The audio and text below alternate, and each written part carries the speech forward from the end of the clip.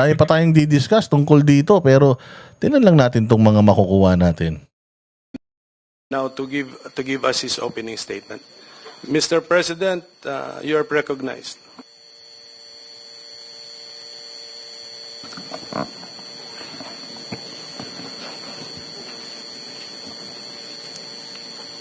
Before anything else, Senator, I'd like to thank the committee for inviting me para once and for all malaman natin ang totoo. So, I would like to request sa inyo na huwag ninyo akong ituring president or kaibigan.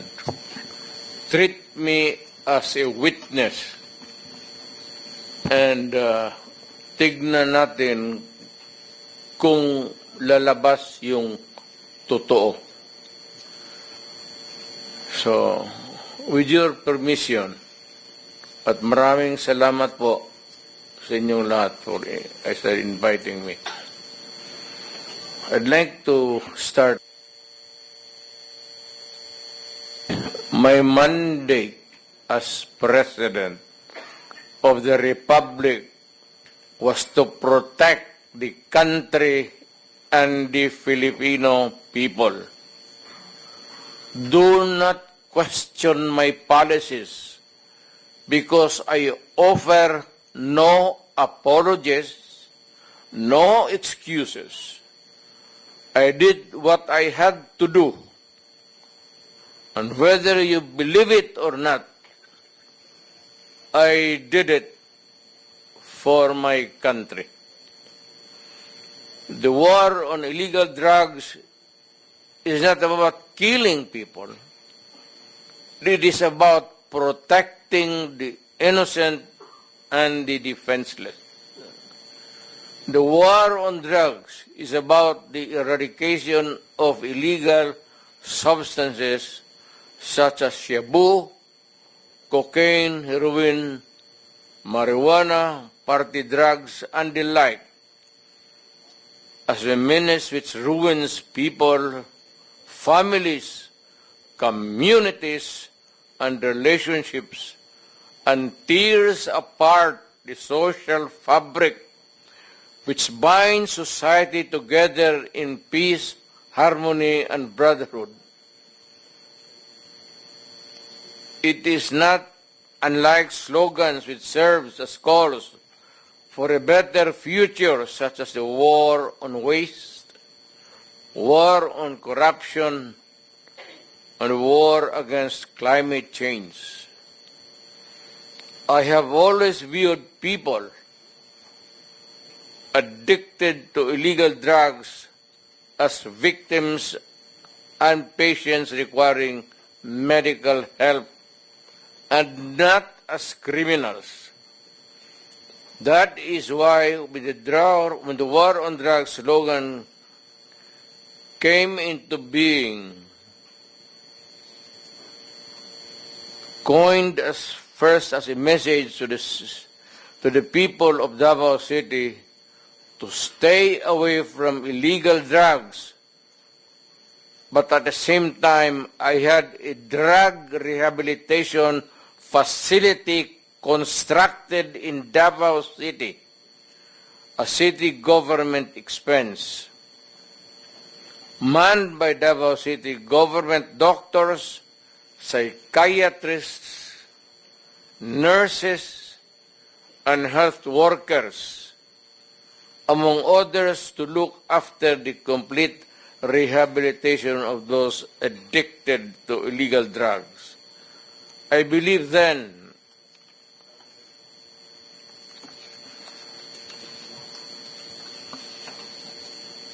and I still believe now that rehabilitation and not fear of death or incarceration to be the key to the return of the addicted individuals back to the mainstream of a just and forgiving society.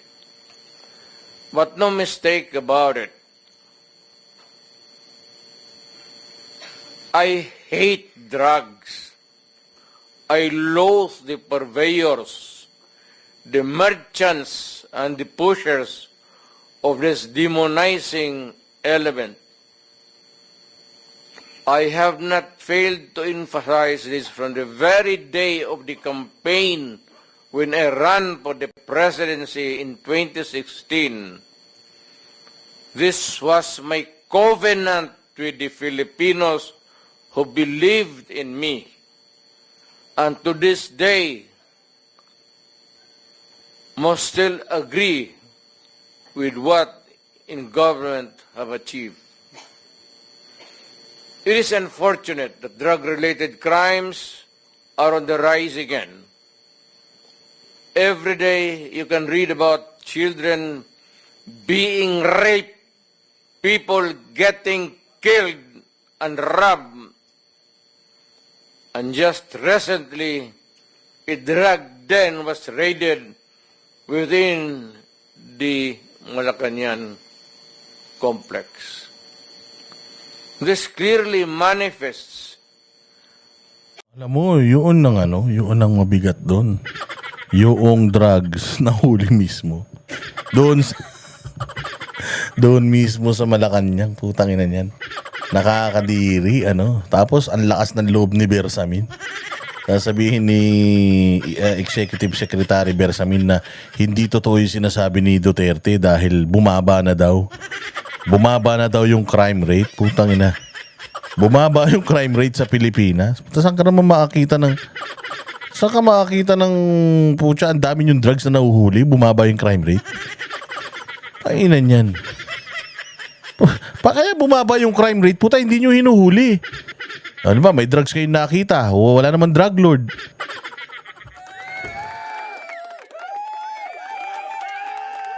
Takin mo, sa mismong sa mismong bakuran ninyo, may drug din. Puta, hindi nga lang siya basta drug pusher na nahuli. Drug din. Ibig sabihin, pumupunta doon bibili, doon gagamit. Tayo, ang lakas ng loob ng katabi mo, presidente hindi ito mayor lang, presidente. Katabi mo, bumabatak ka, puta nakatingin ka pa sa Malacanang. Saan ka makakita? Di ba pucha, pang aasar na yan sa sa gobyerno. So para kang para kang alam mo yun, gumagawa ka ng bomba, tapos nasa tabi ka ng kampo ng Camp Aguinaldo. Di ba? So, that's mockery. Yan yung totoong mockery sa gobyerno natin. Minamak na ng mga kriminal, china-challenge na ng mga kriminal yung mga gobyerno. Tapos sasabihin ni Bersamin, bumaba yung krimen. Puta, paano bumaba yung krimen? Yung kriminal nandiyan dyan mismo sa paligid nyo. Nakakahiya yun. Alam nyo ba, Bersamin, kung gaano karaming nawawalang bata ngayon? O hindi nyo alam? Ang daming nawawalang bata. Nawawala pa lang yung mga bata, kaya hindi pa siguro nalilista yan as crime. Nawawala pa lang kasi baka iniisip nyo nagtanan o kung saan napunta. Ang daming nawawalang bata. May mga nakikitang bata, wala na daw mga laman loob. Ano sasabihin yung bumaba ang krimen? Nung panahon nga ni PRRD, yung mga kriminal nagtumatakbo palabas. Nung nasa Davao siya, yung mga kriminal tumakbo palabas ng Davao. Noong nasa Malacanang na siya, puta, lahat ng kriminal sumuko kasi ayaw mamatay. Yun ang talagang tinatawag na political will. Ngayon, may mga sumusuko pa ba? May sumusuko ba bang mga drug addict ngayon? Wala sumusukong drug addict. Alam nyo kung bakit? Kayo na bahalang tumapos ng sentence. Noong panahon ni PRD, 1.6 million. Again 1.6 million surrenderies. Ngayon, putang ina, yun ang tanong ko sa inyo. Gaano na karami ang sumurrender na addict ngayon? Walang sumusurrender.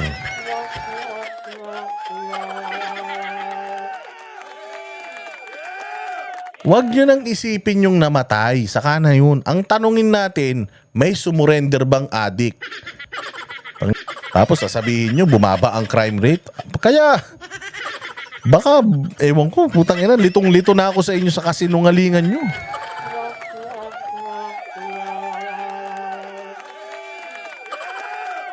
Tama, di ba? Tama. O, ilan na sumurrender ngayon? O, Bongbong Marcos, Bersamin, ikaw na sumagot. Ilan na sumurrender sa gobyerno natin ng mga drug addict, drug lord? Meron? Wala. Wala, di ba? Wala. Nung panahon ni PRD, nasa datos yan. 1.6 million at saka kulang-kulang 300,000 na nahuli at sa buong Pilipinas pinagkasya-kasya sa mga city jail.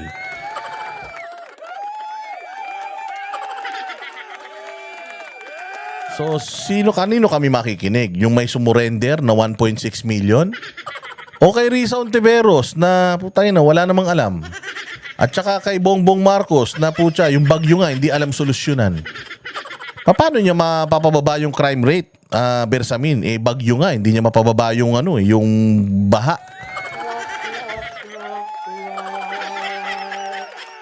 Mabuti pa yung crime rate, napababa niya.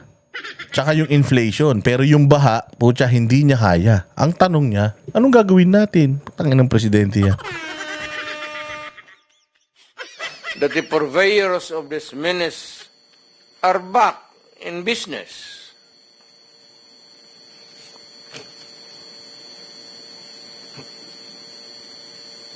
Ano? Gawin natin. The Filipinos are anxious and distressed. Self-preservation is still the first law of nature. It is instinct. It is recognized in our laws as self-defense. That is why I have always told the police authorities and operatives to be mindful of this basic law of nature. However, I tell them not to abuse their authority and power, and hindi ko talaga pinayagan yung abuso ng pulis o sundalo kailanman sa buong buhay ko and as mayor for so many years and as president in the guise of protecting themselves. But when your very life is placed at risk and it can be snuffed out in a matter of seconds, then and only then must you act accordingly. Repel the aggression only in self-defense. Alam mo, matagal ako nagturo sa aming bayan sa Police Academy. When I was a prosecutor, to augment my income noon na bago akong kasal, nagturo ako sa pulis. Ang sinabi ko talaga sa kanila, when you are arresting a criminal, you are not supposed to request him to surrender. Rather, you have to overcome the resistance. However, pag ayaw, it's the duty of the police is to overcome the resistance kung ayaw mag-surrender. At kung may baril, at kung tingin mo, sabi ko sa mga polis doon sa academy, mamamatay ka, barilin mo. Barilin mo sa ulo. Patayin mo at least one less criminal in the community. Yun ang utos ko when I was a fiscal and I was a professor doon sa Police Academy. Yun ang turo ko sa kanila. No. Sineryoso nyo na naman yan. O kita mo, tinuturo niya, pumatay. Kalinaw-linaw eh. Pinipick up nyo lang kasi yung mga gusto nyong i-pick up tapos i-highlight nyo, iti-tiktok nyo. Sa dami na sinabi ni PRD dito na maganda, pucha, lagi nyong nakikita yung mali. Mga buwisit.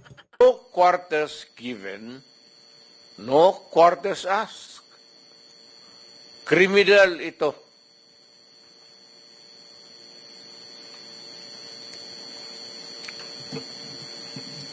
Repel the aggression only in self-defense. Do not make orphans of your children and widows of your wives. I don't want that in my conscience as mayor and president. Hindi ko mabigat yan sa konsensya ko. I have warned, but before that, my job as president was never easy, and it was not meant to be. I have tried to do the best I can to address the problem of illegal drugs firmly and without compromise. For all of its successes and shortcomings, I alone take full legal responsibility sa lahat na nagawa ng mga pulis pursuant to my order. Ako ang managot. At ako ang makulong. Huwag yung pulis na sumunod sa order ko. Kawawa naman. Nagtatrabaho lang. Yun ang gusto kong sabihin sa Pilipino at mabutit niyaya ninyo ako dito. Once and for all, yan ang gusto kong sabihin sa tao.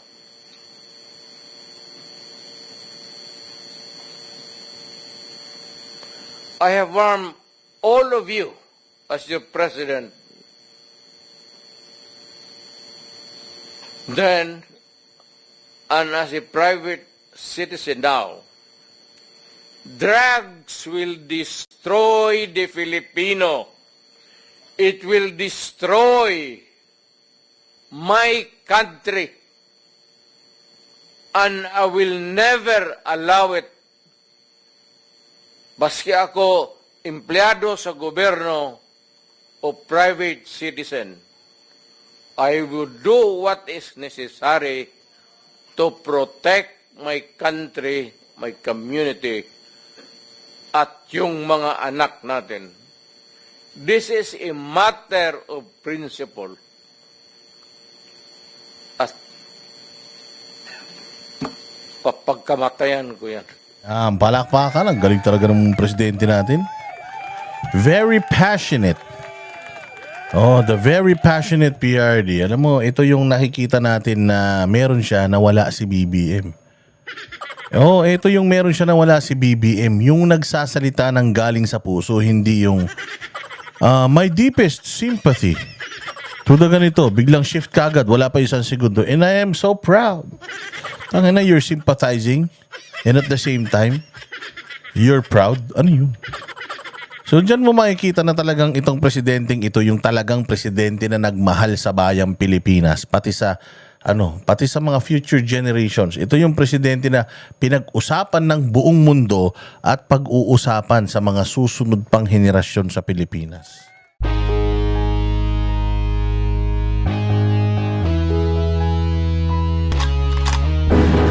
Yan ang banatero, walang inuurungan. Pag tama palakpakan, pag mali ay babanatan.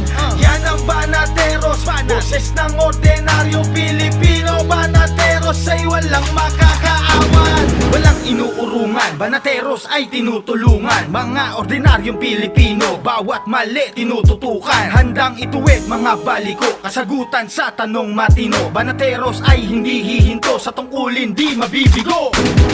Yan ang banateros, walang inuurungan. Pag tama palakpakan, pag mali ay babanatan.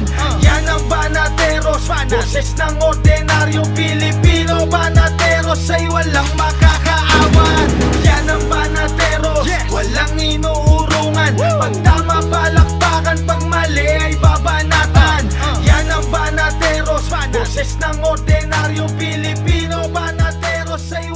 makaka